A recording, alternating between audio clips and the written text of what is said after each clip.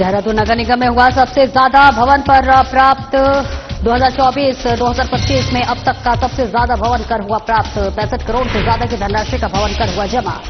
ननौरी महर्षि कश्यप की जयंती तेलीवाला गांव में धूमधाम से मनाई गई जयंती कार्यक्रम में तमाम लोगों ने की शिरकत।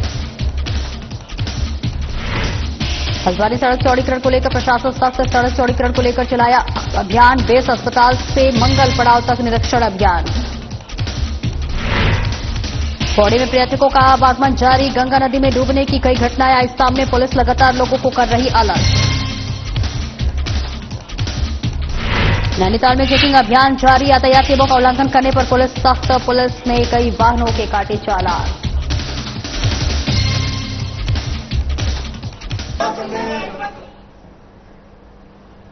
नमस्कार, स्वागत है आपका। मैं हूं आपके साथ सपना दीपक मद्देशिया। बुलेटिन का आगाज करेंगे।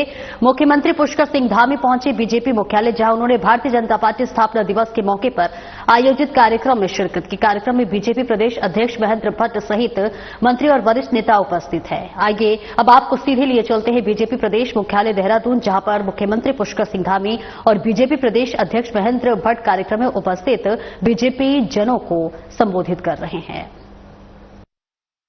समर्पित राष्ट्र निर्माण के लिए संकल्पित विश्व के सबसे बड़े राजनीतिक दल भारतीय जनता पार्टी के 46वें स्थापना दिवस पर मैं आपसे सींचकर भाजपा को वट वृक्ष बनाने वाले सभी महापुरुषों को भी नमन करता हूं, जो वट वृक्ष डॉक्टर श्यामा प्रसाद मुखर्जी के बलिदान और पंडित दीनदयाल उपाध्याय जी के अंत्योदय के विचार के द्वारा सींचा गया।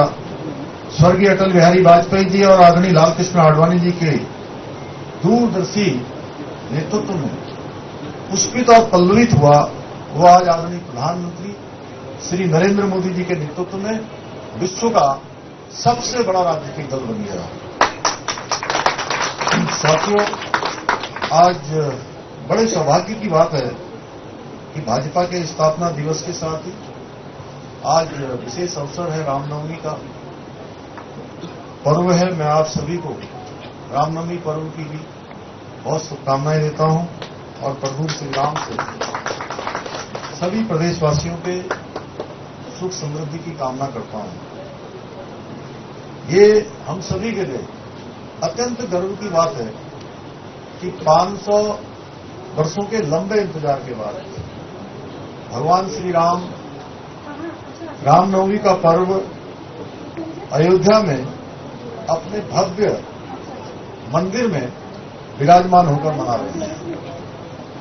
साथियों, आज से 45 वर्ष पूर्व 6 अप्रैल 1980 को भारतीय राजनीति में एक ऐसा दीप प्रज्वलित हुआ जिसने राष्ट्र प्रथम की भावना के साथ देश को एक नई दिशा और वैचारिक मार्गदर्शन देने का काम किया। आज उसी दीप का उजाला पूरे विश्व में फैल चुका है और दिन प्रतिदिन फैलता ही जा रहा है। यदि आज हमारी पार्टी को ये मुकाम हासिल हुआ है तो इसके पीछे हजारों करोड़ों कार्यकर्ताओं का कई दशकों का समर्पण है, त्याग है और विश्वास, और मैं कहूं कि कड़ा परिश्रम है, तो इसमें कोई अतिशयोक्ति नहीं होगी। उसी के कारण से आज भारतीय जनता पार्टी पूरे विश्व का सबसे बड़ा राजनीतिक दल बना है। ये हमारा सौभाग्य है कि हम ऐसे संगठन के सदस्य हैं जिसके लिए राष्ट्र प्रथम, संगठन द्वितीय और व्यक्ति अंतिम रहा है, और हमने हमेशा ही राष्ट्र हित को सर्वोच्च प्राथमिकता दी है।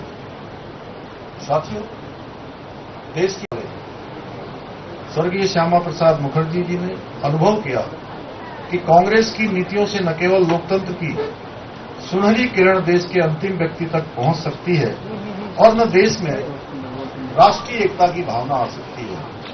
इसलिए राष्ट्रीय एकता और अंत्योदय के सिद्धांत को मूल में रखकर आदरणीय श्यामा प्रसाद मुखर्जी, श्रद्धेय दीनदयाल उपाध्याय जी सहित कुछ अन्य स्वयंसेवकों के साथ मिलकर धारा 370 के घोर विरोधी थे और जम्मू कश्मीर को भारत का पूर्ण और अभिन्न अंग बनाने के लिए उन्होंने जोरदार नारा बुलंद किया कि एक देश के अंदर दो विधान, दो प्रधान और दो निशान नहीं चलेंगे।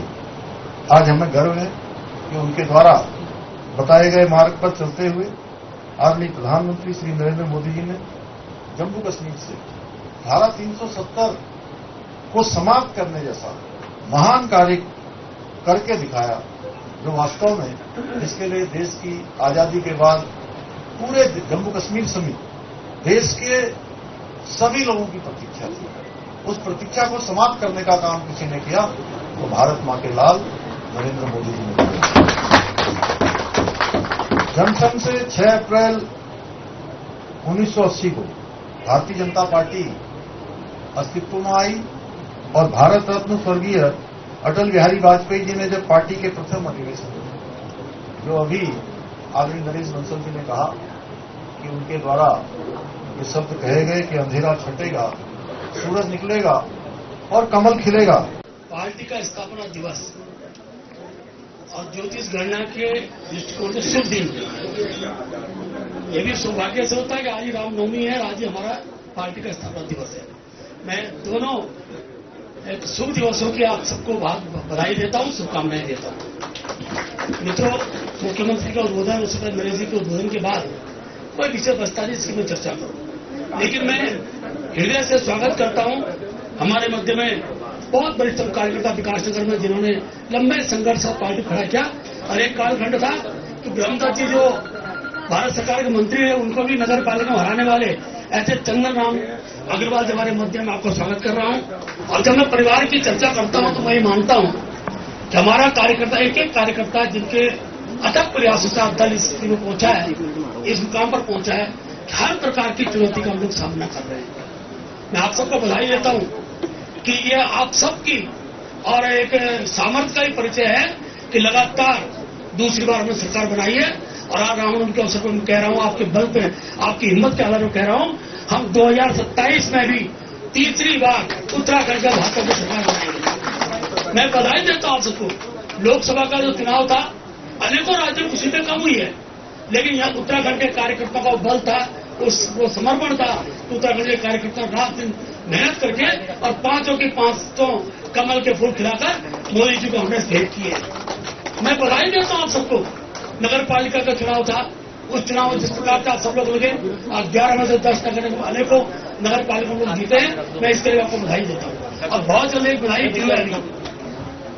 अभी पंचायत का चुनाव आने वाला है, मुझे लगता है कि मई फर्स्ट वीक में हो जाएगा।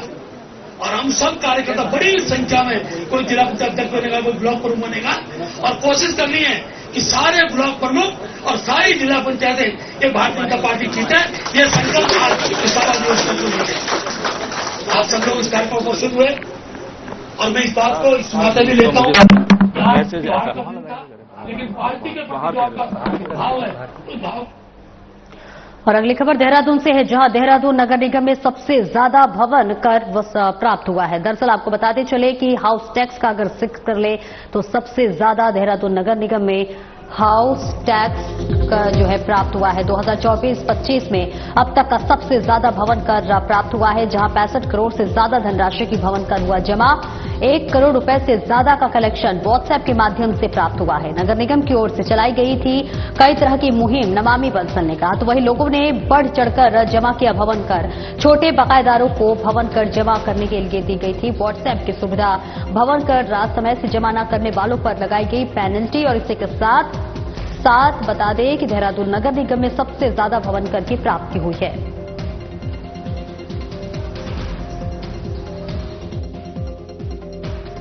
वर्ष में 2024-25 में नगर निगम को अब तक का सर्वाधिक भवन कर प्राप्त हुआ है। और जो टैक्स कलेक्शन को लेकर के मुहिम चलाई गई थी, विभिन्न वार्ड्स में कैंप्स लगाए गए, साथ ही साथ व्हाट्सएप के माध्यम से भी सुविधा दी गई भवन कर जमा करने की, और इससे छोटे बकायेदारों को काफी लाभ हुआ है। इसमें 1 करोड़ की धनराशि केवल व्हाट्सएप के माध्यम से नगर निगम को प्राप्त हुई है। और टोटल जो कलेक्शन है वो भी इस बार अगर हम रिबेट भी मिला लें तो 65 करोड़ से ऊपर की धनराशि है। ये अब तक का सर्वाधिक है। और इस क्रम में जो टैक्स के हमारे टैक्स इंस्पेक्टर्स हैं जिन्होंने अच्छा काम किया, उनको भी सम्मानित करने की योजना है।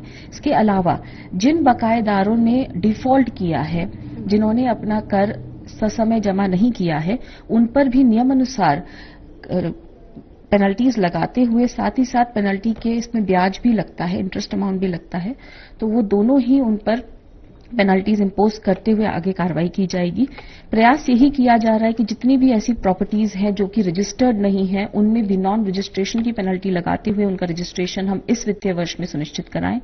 नगर निगम की आय बढ़ाने के लिए जितने भी संबंधित अधिष्ठान हैं नगर निगम की सीमा अंतर्गत उन सभी को कंपल्सरीली भवन कर में रजिस्ट्रेशन कराना और भवन कर की देयता को का अनुपालन करना सुनिश्चित करना है। तेलीवाला गांव में महर्षि कश्यप की जयंती को धूमधाम के साथ मनाई गई। वही कार्यक्रम का शुभारंभ जिला महासचिव सोनू कुमार और भीम आर्मी प्रदेश अध्यक्ष महक सिंह ने महर्षि कश्यप के चित्र के समक्ष दीप प्रज्वलित कर माल्यार्पण कर किया। इस मौके पर भीम आर्मी प्रदेश अध्यक्ष महक सिंह ने कहा कि महर्षि कश्यप का सृष्टि के सृजन में महत्वपूर्ण योगदान रहा है। उन्होंने समाज को एक नई दिशा देने के लिए स्मृति ग्रंथ की भी रचना की थी। उन्होंने कहा कि कश्यप समाज का राष्ट्र निर्माण में योगदान रहा है। उन्होंने समाज में फैली बुराइयों को दूर करने के साथ ही अपने बच्चों को शिक्षित करने का आह्वान किया। शिक्षा के बिना किसी भी समाज का विकास संभव नहीं है। हम सभी को महापुरुषों के आदर्शों को अपने जीवन में उतारकर उनके बताए गए मार्ग पर चलना चाहिए। देखिए, पिछले वर्ष की बात ही इस वर्ष भी मेरे कश्यप समाज के साथियों ने, भाई सोनू कश्यप जी और उनकी समस्त टीम ने महर्षि कश्यप जी की जयंती पर यहाँ प्रोग्राम रखा और समाज को एक अच्छा संदेश देने के लिए महर्षि कश्यप जी की विचारधारा को घर तक पहुँचाने के लिए, बाबा साहब डॉक्टर अम्बेडकर साहब की विचारधारा को घर घर तक पहुँचाने के लिए हमारे कश्यप समाज के साथी जो भीम आर्मी भारत एकता मिशन और आजाद समाज पार्टी में कार्यरत है, बड़ा संघर्ष कर रहे हैं समाज से कुरीतियों को दूर भगाने के लिए और समाज के महापुरुषों की विचारधारा को समाज तक ले जाने के लिए। हल्द्वानी में सड़क चौड़ीकरण को लेकर प्रशासन ने कड़ा रुख अपनाया है। सड़क चौड़ीकरण को लेकर बेस अस्पताल से मंगल पड़ाव तक विशेष निरीक्षण अभियान चलाया गया। अपर जिलाधिकारी विवेक राय के नेतृत्व में लोक निर्माण विभाग, राजस्व, नगर निगम और विद्युत विभाग की संयुक्त टीम ने सड़क का नाप जोख किया। इस दौरान अधिकारियों ने अभी तक अतिक्रमण न हटाने वालों को जल्द से जल्द अतिक्रमण हटाने की चेतावनी दी है। अपर जिलाधिकारी विवेक राय ने बताया कि डिवाइडर से 12 मीटर तक सड़क चौड़ीकरण का कार्य किया जा रहा है, जिसको लेकर प्रशासन ने अतिक्रमण हटाने के लिए लोगों को नोटिस जारी किए हैं। जिन लोगों ने अतिक्रमण नहीं हटाया उनकी सूची भी तैयार की जा रही है। उन्होंने बताया कि अधिकारियों ने व्यापारी को स्वेच्छा से अतिक्रमण हटाने के लिए कहा है ताकि विकास कार्यों में बाधा न आए।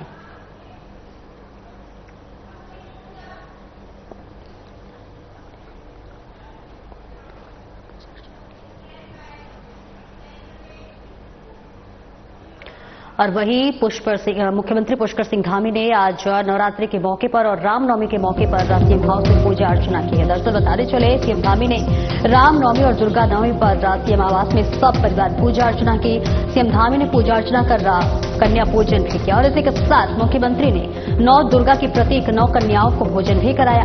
भगवान राम हमारी आस्था के प्रतीक है, मुख्यमंत्री ने कहा। तो वही भगवान श्री राम ने स्वयं ब्रह्म स्वरूप होते हुए भी मानव रूप में हम सभी के कल्याण के लिए अवतार लिया है। हमें मर्यादा पुरुषोत्तम भगवान श्री राम के व्यक्तित्व को अपने जीवन में उतारने का करना चाहिए प्रयास। सीएम धामी ने प्रदेशवासियों को रामनवमी की शुभकामनाएं दी और इसी के साथ प्रदेश की खुशहाली और प्रदेशवासियों की सुख समृद्धि की कामना की।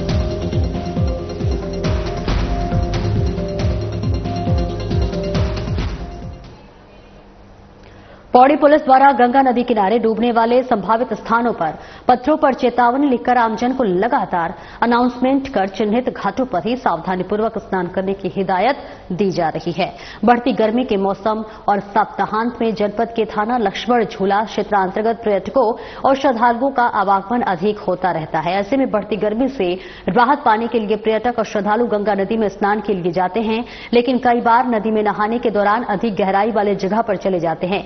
गहराई और पानी के वेग का सही अनुमान न होने के कारण पर्यटक और श्रद्धालु के गंगा नदी में डूबने की घटनाएं होती हैं, जिसके दृष्टिगत वरिष्ठ पुलिस अधीक्षक महोदय पौड़ी के निर्देशन में थानाध्यक्ष लक्ष्मण झूला के नेतृत्व में संभव प्रयास किए जा रहे हैं। साथ ही पुलिस द्वारा गंगा नदी किनारे डूबने वाले संभावित स्थानों पर लगातार लाउड हेलर के माध्यम से अनाउंसमेंट कर आमजन को चिन्हित घाटों पर ही सावधानीपूर्वक स्नान करने के लिए बताया जा रहा है। allowed. This area is very deep. You can go on a safe ghat. That is the way you can take bath. If you can sit, you can go there. This area is prohibited. So please go the safe area. Thank you.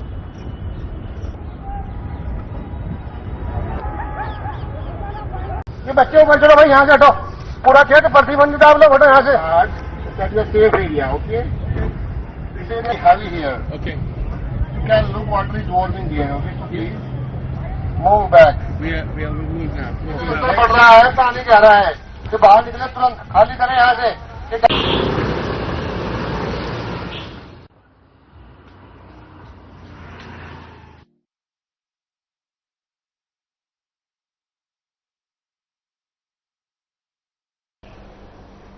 અને માનનીય ઉચ્ચ न्यायालय उत्तराखंड के दिशा निर्देशों के अनुपालन में IG Kumaon range Riddhim Agarwal और एसएसपी प्रहलाद नारायण बीड़ा के निर्देशानुसार नैनीताल में चेकिंग जारी है। और ऐसे में इस दौरान नैनीताल पुलिस और प्रशासन की संयुक्त टीम द्वारा वाहन चेकिंग और सड़कों में अनावश्यक रुकावट करने वाले लोगों के विरुद्ध यातायात नियमों का उल्लंघन करने, नो पार्किंग जोन में वाहन खड़ा कर मार्ग अवरुद्ध करने पर 159 वाहनों के चालान किए गए हैं।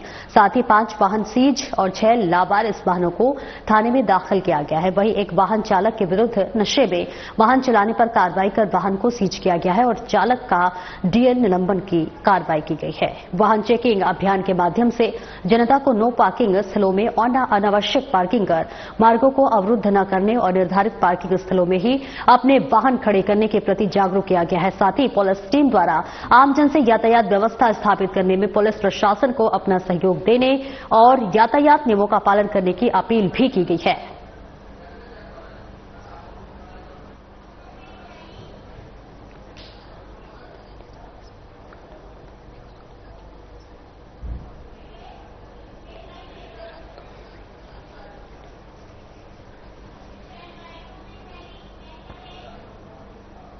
सिविल एविएशन डेवलपमेंट अथॉरिटी की मुख्य कार्यकारी अधिकारी सोनिका ने इस बात की जानकारी साझा की है। बड़ी खबर आपको बता रहे हैं और इसी के साथ शटल सर्विस देने वाली हेली कंपनियों के टिकट केवल एक ही है अधिकृत IRCTC की वेबसाइट पर बुक होंगे और ऐसे में किसी अन्य प्राइवेट वेबसाइट पर या फिर किसी निजी प्लेटफॉर्म पर नहीं मिलेगा टिकट। हेलीकॉप्टर टिकट बुकिंग में फ्रॉड या फिर ब्लैक करता हुआ कोई पाया गया तो उसके खिलाफ UCADA करेगा सख्त कार्रवाई। और इसी महीने केंद्र के Director General of Civil Aviation agency Kedarnath Dham में होने वाली शटल सर्विसेज को लेकर निरीक्षण करेंगी। निरीक्षण के बाद DGCA के सभी प्रोटोकॉल को ध्यान में रखते हुए केदारनाथ हेली सर्विस को दी जाएगी हरी झंडी। BKTC के हेली ऑपरेटरों के साथ हुई बैठक में निर्देश दिए गए। शटल और चार्टर के माध्यम से आने वाले श्रद्धालुओं की संख्या और जानकारी एक दिन पहले देनी होगी मंदिर समिति और वही हेली सर्विस की बुकिंग 8 अप्रैल से शुरू होगी।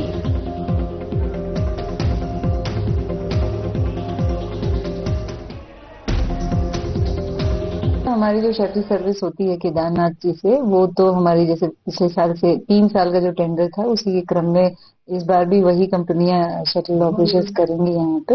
और उसके लिए हम लोग जिस तरह से मॉनिटरिंग करते हैं, जो व्यवस्थाएं हमको करनी होती हैं हेलीपैड पे और जो कोऑर्डिनेशन होते हैं डिस्ट्रिक्ट के साथ या DGC के साथ, इंस्पेक्शंस वगैरह जो होते हैं, वो सभी अभी कार्रवाई गति में।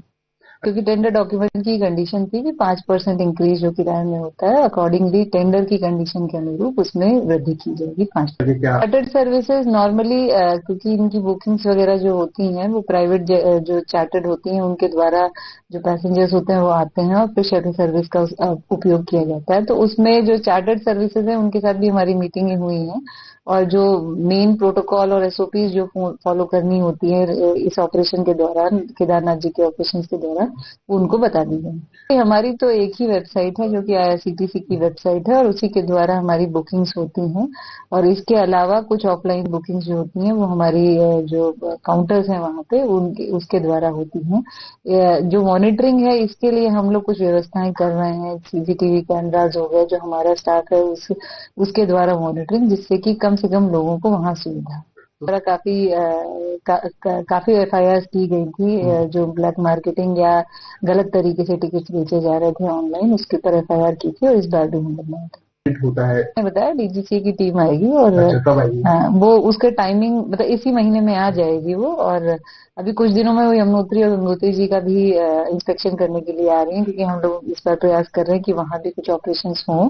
और साथ ही केदारनाथ जी के भी जो वो सेट हमारा एसओपी है उसके क्रम में डीजीसीपी की टीम आएगी। जो रेस्ट्रिक्शन है वो ये है कि वैली में जो डीजीसीए के जो नॉर्म्स हैं उसके अनुरूप और बाकी नॉर्म्स के अनुरूप कि वैली में 6 हेलीकॉप्टर्स जो फ्लाई करते हैं एट अ टाइम, वो हम फॉलो करेंगे। जो भी एसओपी हमें डीजीसीए देगी एज पर प्रोटोकॉल वो हम।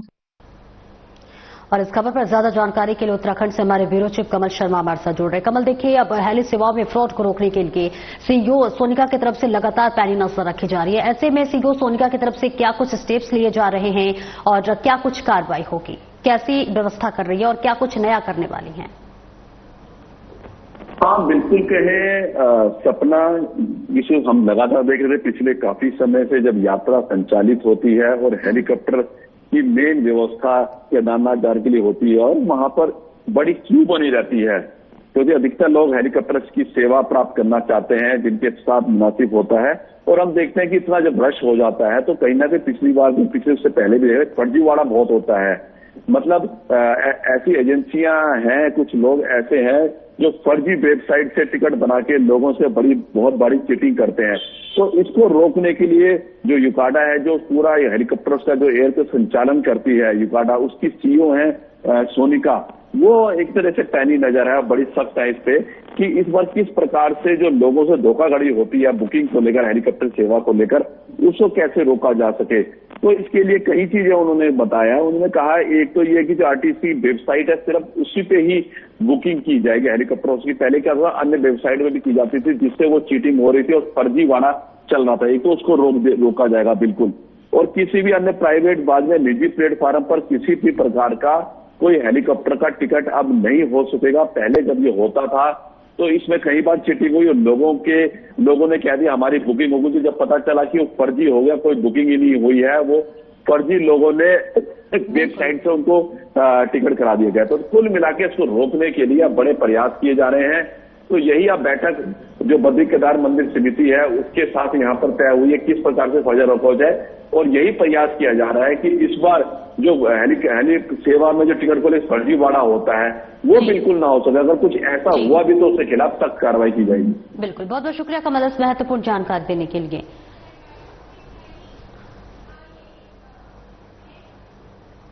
तो हेली सेवाओं में फ्रॉड ना हो इसके लिए लगातार सीईओ सोनिका नजर रखते हुए नजर आ रही है। और ऐसे में देखिए, Uttarakhand civil aviation development authority की मुख्य कार्यकारी अधिकारी सोनिका ने इस बात की जानकारी दी है। शटल सर्विस देने वाली हेली कंपनियों के टिकट केवल एक ही अधिकृत आईआरसीटीसी की वेबसाइट पर बुक होंगे, किसी अन्य प्राइवेट वेबसाइट पर या फिर निजी प्लेटफॉर्म पर नहीं मिलेगा टिकट। और ऐसे में हेलीकॉप्टर टिकट बुकिंग में फ्रॉड या फिर ब्लैक करता हुआ कोई पाया गया तो उसके खिलाफ यूसीएजीए करेगा सख्त कार्रवाई। इसी महीने केंद्र की Director General of Civil Aviation agency Kedarnath Dham में होने वाली शटल सर्विसेज को लेकर निरीक्षण करेंगे। और इसके लिए निरीक्षण के बाद डीजीसीए के सभी प्रोटोकॉल को ध्यान में रखते हुए केदारनाथ हेली सर्विस को दी जाएगी हरी झंडी। और ऐसे में बीकेटीसी की हेली ऑपरेटरों के साथ हुई बैठक में निर्देश दिए गए हैं। शटल और चार्टर के माध्यम से आने वाले श्रद्धालुओं की संख्या और जानकारी एक दिन पहले देनी होगी मंदिर समिति को। और ऐसे में हेली सर्विस की बुकिंग 8 अप्रैल से शुरू होगी।